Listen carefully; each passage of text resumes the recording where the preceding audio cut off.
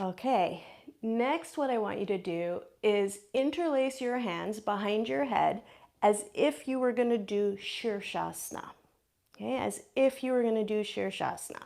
So hands interlaced, they're right up against the head here. And take your elbows really wide to the side. Okay, just stand in Tadasana with the legs, push your thighs back, buttock forward, mid buttock forward, and keep the chest up. Then spread those elbows and imagine that someone was pulling, right? The right elbow to the right and the left elbow to the left. So create for yourself sort of that resistance, right? Reach into those elbows, any amount, extend. Find that width across your upper back and extend into your elbows. Now keep that width across the upper back, that width across the collarbones, and slowly start to roll your elbow skin forward. The outer elbow skin, just from here, start to roll forward. But don't lose the opening in the chest area or the upper back. Okay, so if it's really easy for you to just bring the elbows in, likely this area is collapsing. So avoid that. Reach into the elbows, find the strength, right? The strength that comes, feel it. Extend into the elbows, then find that rotation of the upper arm, rotation of the elbow, and start to bring the elbows a little bit in. It's that same upper arm rotation that we've been working with. From the outer upper arm, roll inward, inward, and feel the response. Okay, and then let go. Tadasana. And let's go for that one more time. This time, change the crossing of your fingers just like you would in your Shirshasana. Okay, right down to the webbing. Hands behind the head, and do make sure that your hands are not by the neck, right? They're right here. You want to imagine there's a floor right here, because if you were standing on your head, the elbows and forearms would be touching the floor. Okay, so recreate that same positioning, and then hands right into the back of the head there. Head is pushing into the hands, and then spread those elbows. Spread those elbows. Reach into them. Okay, broaden your collarbones, extend into your elbows. Feel the width across the upper back, feel the width across your chest, collarbone region. Maintain that. You create this almost like a framework of resistance. Extend, and then slowly start to roll the outer elbows forward. Roll forward against that resistance. So don't lose the width across the collarbones. Roll the upper arms forward, yes, and maintain that. And then let go, release, and again stand in Tadasana. Okay, take a second here in your Tadasana to notice the impact of the practice. Each asana, I mean, you're in the pose, but actually the pose doesn't end the second you come out. There's often lingering effects, so it can serve you really well to observe even after the after effects of each asana, right? What is the texture of your arms when you come out? Feel almost the vibration of your limbs. Where are you sensitive? Where are you alert? And maybe notice where you're dull. Okay, and then release. All right, moving along. So now we're gonna work on Urdhva Dhanurasana. Oh, hello, Banjo. Okay, would you like to work on Urdhva Dhanurasana with us? Okay, you can. The first presentation that we're going to do requires a chair, and position yourself in such a way that you hook the tip of your shoulder blade just beyond this chair back. Okay, so I'm going to lean back, find the tip, then I take my arms and I kind of wrap around here like this. So I have a bit of a grip on the back of the chair. And now also with my legs, with my feet, I'm going to stabilize the chair. Okay, so you can really just push your feet there onto the legs like so. Okay, then from here, I squeeze in and then lift your buttocks up, roll over, head goes back. Okay, take your arms to the wall and then start to walk your hands down the wall. Keep as much space between the wrists as you need. And then the work here is what we've just been doing, right? The elbows may want to bend. Roll the outer upper arm skin forward and then walk down the wall more and work to straighten those arms. Okay, lift your buttocks up, turn the thighs in, lift the buttocks up and roll over yourself. Roll the front body over towards your face. Then turn those upper arms more and walk down the wall. Breathe here. And then slowly come back up the wall. Bring your head upright and sit for a moment. Okay, plant your feet like a seated Tadasana. Okay, round two, same thing, this supported Urdhva Dhanurasana. You're taking the support here from the chair and we're working that rotation of the upper arm. So when the hands are on the wall, okay, when the hands are on the wall behind you, it's that same idea that you were just doing in the Shirshasana, right? Bringing the elbows forward. From here, wrap in and then go, you're extending for straight, okay? Let's try this version one more time. So again, tip of the blade, wrap the arms around the chair here, stabilize the chair with your feet and exhale and lift yourself up. Lift up, move the mid buttock up and into the body, roll the front body over and then walk your arms down the wall. Down the wall. You can probably see your arms, so you can see, are they bent, are they straight? Wrap that outer upper arm skin in and walk down the wall more. Straighten your arms completely. Now turn those thighs in, lift the buttocks up to the ceiling and roll over yourself more. And then slowly release. Sit back upright, and again, steady yourself. Inhale, exhale.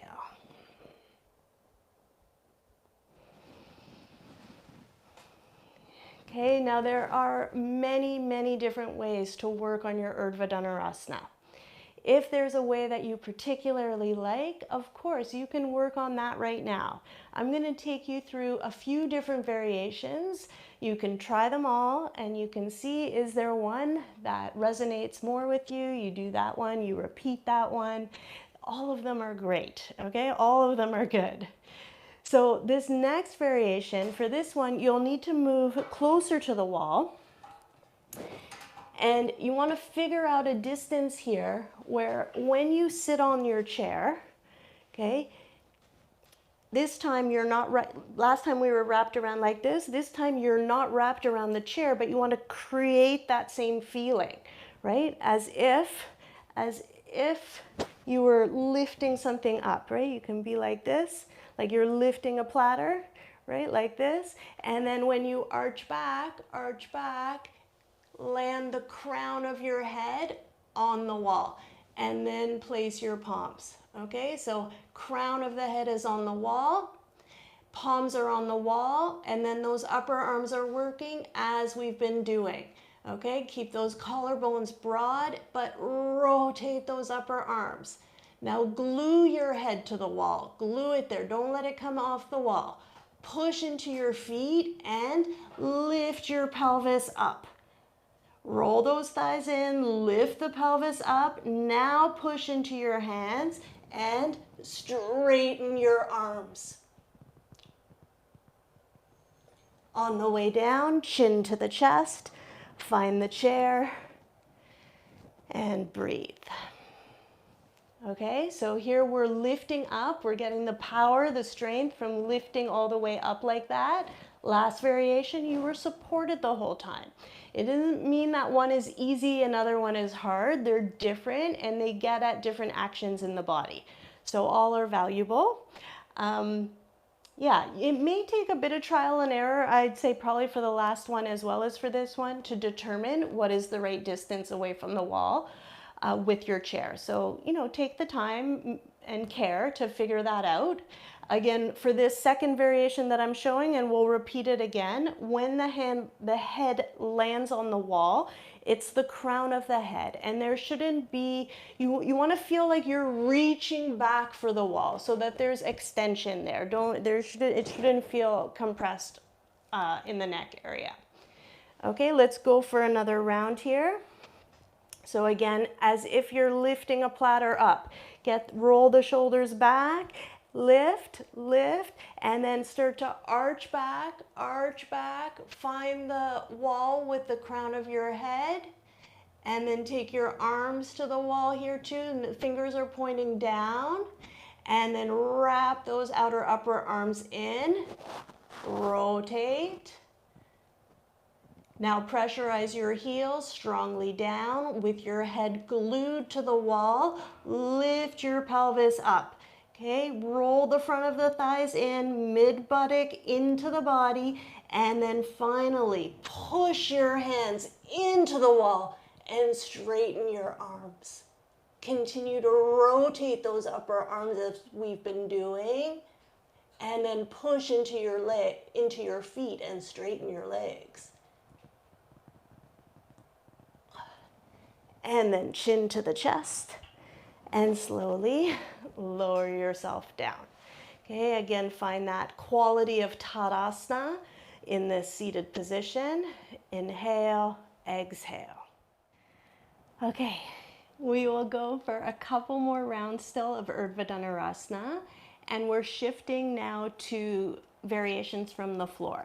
Okay, so I have here a vertical bolster, just for a little bit of height, a little bit of an advantage in terms of pushing up from the floor. You can use one bolster. You can also give yourself even more height by stacking two bolsters, so one on top of the other, and then maybe tying it with a belt if you like. That could also be useful. You're going to set it up close to the wall like this, and when you lie down, okay, you want to adjust so that the edge of the bolster here is supporting your neck. So my head is already starting to go back like this. And then I place my hands on the wall. I've got my thumb and index finger wedge. My hands are turned sideways. Thumb and index finger wedge into the wall here. And a couple things are important. One is you want to see that the distance of your bolster from the wall is such that when you place your arms, you have a bend in the elbow. Okay, some bend. If the arms are already straight, you'll have no leverage from which to push up. Okay, so a little bit of a bend. Second thing to pay attention to is that your palms are not too close together. Okay, especially if this is challenging for you, take the hands nice and wide, but then work on bringing the elbows narrower. Okay, so the distance between the wrists should be at least as wide as you are, at least as wide as your torso. And then have your feet apart, work to turn those toes slightly inward. Okay, and then that elbow upper arm work, everything we've been doing. Okay, that width across the collarbones, but at the same time, roll those upper arms. Roll that outer upper arm skin forward. Now keep the head where it is. Press your feet into the ground here. And then first lift the pelvis up, then push into the wall and lift yourself up more. Straighten your arms. Okay, from your feet, push, open the chest. Then wrap those outer upper arms and straighten your elbows. Roll the front body over the back body. And then lift your chin to your chest and slowly lower yourself down. Okay, take a few breaths. Be here. And then repeat a couple more times. Okay, so if you're at the beginning of your Urdhva Dhanurasana journey, you're learning how to lift up, those are the basic instructions. Okay, once you have more capacity, more capability there in terms of lifting up, you can go for refinements. Okay, this is definitely a hard pose for me and my body, but I'll try to share a few refinements that perhaps you'll be able to work on even better than I can. Okay, let's go for another round.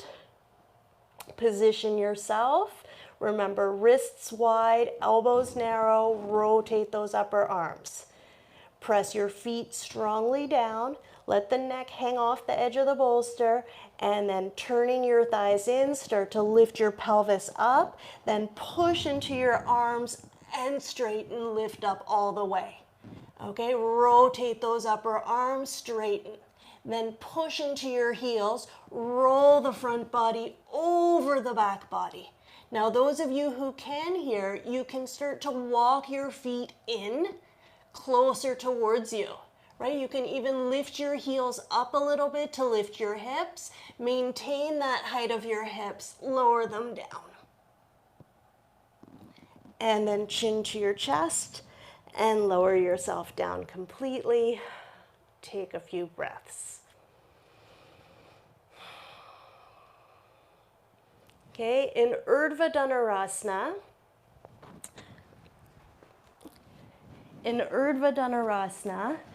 you're going for that arch. The arms are straight. You are ultimately trying to straighten the legs, right? Straighten the legs to open the chest more. And as you progress in the pose, you want to make it more compact. So when I said to walk your feet in, again, that's not something that's available to me at this time, but walking in would be towards the head side. Like make the pose narrower from the head to the feet in that direction. Okay, so you can continue to work with that. And we'll go for just one more round here.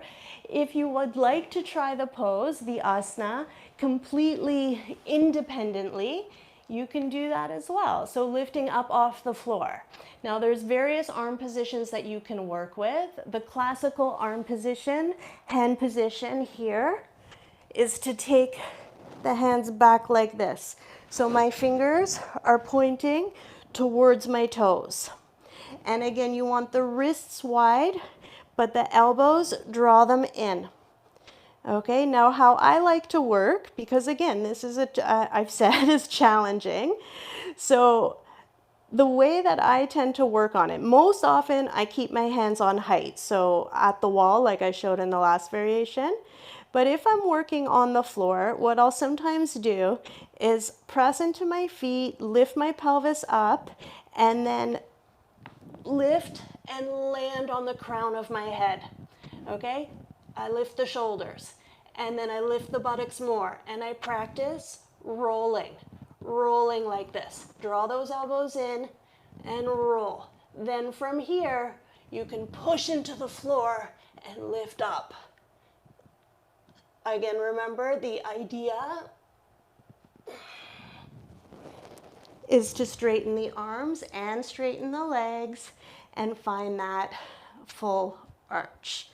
It is challenging to talk in the pose, so I came down.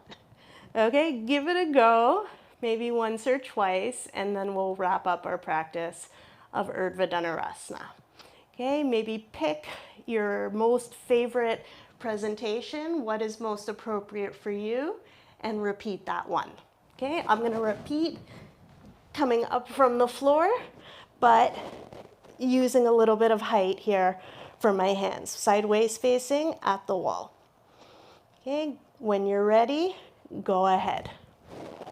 Elbows in, and then lift the pelvis first.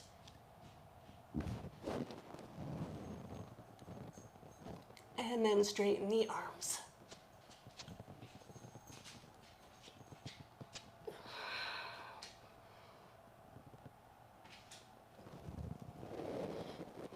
Okay, you can go for duration and then slowly lower yourself down. Okay, after your Urdhva Dhanurasana, there's often a tendency, a desire to pull one leg in towards the chest and stretch out the back. Typically in Iyengar Yoga, we don't do that. We avoid doing that. One thing that I like to do as a bit of a release for the lower back is just once you land here, legs bend, take one leg and then straighten it as if you were going to do Tadasana, Supta Tadasana. Turn the front of the thigh in, reach that leg, really reach it. Reach from the inner groin to the inner heel, extend the back of the leg, and then slowly lower that foot to the floor, that inner heel, get it to touch down. And be really intentional with extension there. And then release. I just find that gives the lower back a little bit of traction, which is sometimes appreciated after these back bends. Okay, and then you can do the same thing on the second leg. Extend the leg to straight, just hover it above the floor. Okay, it's not way up here, it's literally just above the floor. Turn the front of the thigh in, back of the thigh open, and then reach the back of the leg, extend through the inner leg, and as if you could lay the heel down further ahead than it was before, lower that leg down, inner heel touches first, and lengthen your side waist, lengthen your back pelvis. And then let go. Okay, bend both knees. If you feel you need to repeat that, by all means, go ahead. Otherwise, you can roll over to your right side and just push yourself back to sitting. Okay, we will wind down the practice now with Jatara Parivartanasana with a twist, and we'll do a variation of Jatara Parivartanasana with Garudasana legs. Okay, so you lay yourself down on the floor here. If you feel you need a little blanket underneath your neck there to make it comfortable, please don't hesitate to take it. I'm a little bit crowded here because of my wall and the camera setup, but ideally you're setting yourself up where you can have both arms out to the side, okay, at shoulder height. Then you're going to bring your legs up like so and move one leg forward, one leg back, and wrap one leg over the other. Okay, so from here, one leg forward, one leg back. Let's take the right leg back, left leg forward, and wrap the left leg over the right, like Garudasana. And if you can manage it, you can connect the foot there behind the calf. Okay, if that's not available to you, don't worry, don't fret. You can just leave them apart like so. Okay, but if you can get the connection, then go for it. Then from here, you have your arms to the side and reach your legs up and over. The knees are coming just in line with the hips. Your right foot can touch down, okay? And then let the knee come over. Let this knee pull the left buttock with you. Pull it over. Then roll that left shoulder, corner, back and down as well, and feel that nice stretch. Okay, breathe into it, enjoy it. If you're unable to get the left foot to connect behind, don't worry about it. Let it hang, let it hang. Just having the knee over top is still gonna provide a bit of width through the back pelvis there on the left side. Okay, see what you can manage here. Spend a little bit of time. Enjoy it. All right, and then slowly come back up. Come back up to the center, undo your legs, and pause here. We'll twist one more time to that same side, okay? Same side, but this time crossing your Garudasana legs the other way. So now knees up, and this time move your left leg back, right leg forward, and you cross the legs as close to the perineum as you can. Right from here, cross over, wrap the right leg in behind, and then up and over to your right side. Okay, the bottom foot can find the ground there, and then reach, let gravity take that knee down. At the same time, roll your left shoulder back and down, and just feel where there's some gentle tugging. Breathe into it. Turn your abdomen back to the left, shoulder to the left, but knees to the right. Don't be aggressive with this. It's not about yanking or forcing. Just kind of explore these positions. All right, and then bring yourself back up, undo your legs, find your center, breathe. Okay, prepare now for the second side. I'm just gonna turn myself around here. So you're turning now to the left. You're gonna be taking the knees over to the left side. So from here, bring your knees to your chest. Move your left leg back, right leg forward a little. There's a little bend in the knees. And then cross, right leg over the left, hook your foot in behind. Okay, if it goes, there's no knee pain, it's fine. Then you actually push the metatarsals there into the back of the calf. Okay, and then resist, right shoulder, roll it down, and then reach your knees up and over to the left side. Left side. Again, let gravity take it with you, take it down. From your right buttock to the knee, go over, but at the same time, roll that right shoulder down. Roll it down. Turn the abdomen back to the right, let the knees go over to the left.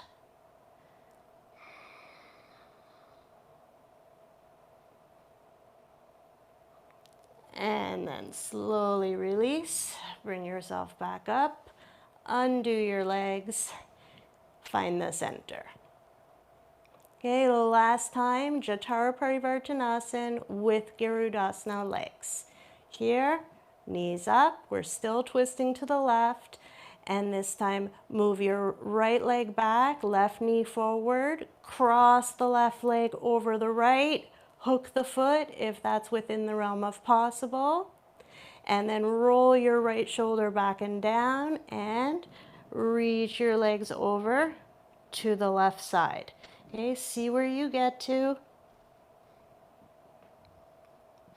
I'm so different side to side. This one's quite different here. Okay, roll the right shoulder down, let the knees go over, see where you get to.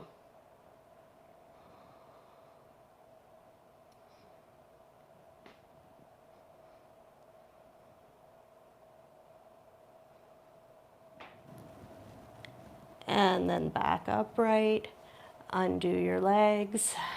Again, find the center. And then you can go ahead and extend your legs, extend your arms, and be here in Shavasana. Okay, let go completely and breathe.